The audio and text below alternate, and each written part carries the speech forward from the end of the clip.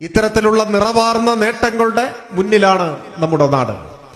ഈ നേട്ടങ്ങളോടൊപ്പം ഏറ്റവും പ്രധാനപ്പെട്ട ഒരു നേട്ടം കേരളത്തിൽ സമാധാനപരമായി ജീവിക്കാം എന്നതാണ്. കേരളത്തിൽ സമാധാനമായി ജീവിക്കാം. പേക്കിനാവുകളില്ലാത്ത നിദ്ര കേരളത്തിന്റെ പ്രത്യേകതയാണ്. ഇന്ത്യയിലെ മറ്റ് സംസ്ഥാനങ്ങളിലോ വിദ്വേഷത്തിന്റെ വിത്തുകൾ എറിഞ്ഞ് വിളവെടുപ്പ് നടത്തുന്നവർ നിരപരാധികളായ എത്ര മനുഷ്യരെ കൊന്നുതള്ളി. മതത്തിന്റെ പേരിൽ, വിശ്വാസത്തിന്റെ പേരിൽ, കഴിക്കുന്ന ഭക്ഷണത്തിന്റെ പേരിൽ പോലും മനുഷ്യരെ കൊന്നുകളഞ്ഞില്ലേ. അഖലാഖിന്റെ അനുഭവം ഇന്നും വേദനിപ്പിക്കുന്ന ഒരു ഓർമ്മയായി നമ്മുടെ മനസ്സിലില്ലേ. ആട്ടിറച്ചി വാങ്ങിയതാണ്, ഫ്രിഡ്ജിൽ സൂക്ഷിച്ചു വെച്ചതാണ്. പശുവിറച്ചിയാണെന്ന് ആരോപിച്ച് അടിച്ചു കൊന്നു.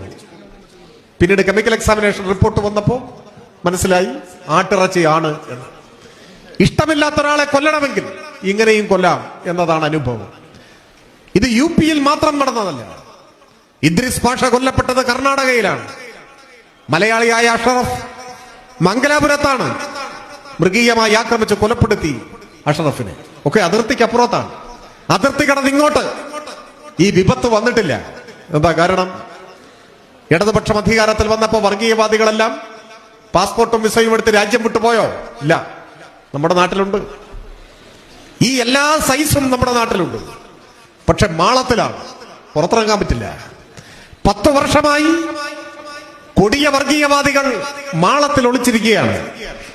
പുറത്തിറങ്ങി വിദ്വേഷത്തിന്റെ വിത്ത് വിതച്ചാൽ, കലാപമുണ്ടാക്കിയാൽ, വർഗീയ കലാപത്തിന് കോപ്പുകൂട്ടിയാൽ ചെങ്ങലയിട്ട് തുറങ്കിലടയ്ക്കും. അതിന് പറ്റിയ ഭരണ സംവിധാനം ഈ കേരളത്തിലുണ്ട് എന്നതുകൊണ്ട് മാളത്തിൽ ഒളിച്ചിരിക്കുകയാണ്, അവസരം പാർത്തിരിക്കുക. UDF ഭരിക്കുമ്പോഴോ എല്ലാവരും മാളത്തിൽ നിന്ന് പുറത്തിറങ്ങി. എത്ര വർഗീയ കലാപങ്ങൾ, എത്ര ദാരുണമായ കൊലപാതകങ്ങൾ, നിരപരാധികളായ എത്ര മനുഷ്യർ ഈയാമ്പാറ്റകളെ പോലെ കൊല്ലപ്പെട്ടു. ഈ നാട് ഓർക്കാൻ ഇഷ്ടപ്പെടാത്ത എത്ര അനുഭവങ്ങൾ. മാറാട് ഉൾപ്പെടെ, ഞാൻ അതെല്ലാം വിശദീകരിക്കുന്നില്ല, നാട് മറക്കാൻ ആഗ്രഹിക്കുന്ന കാര്യമാണ്.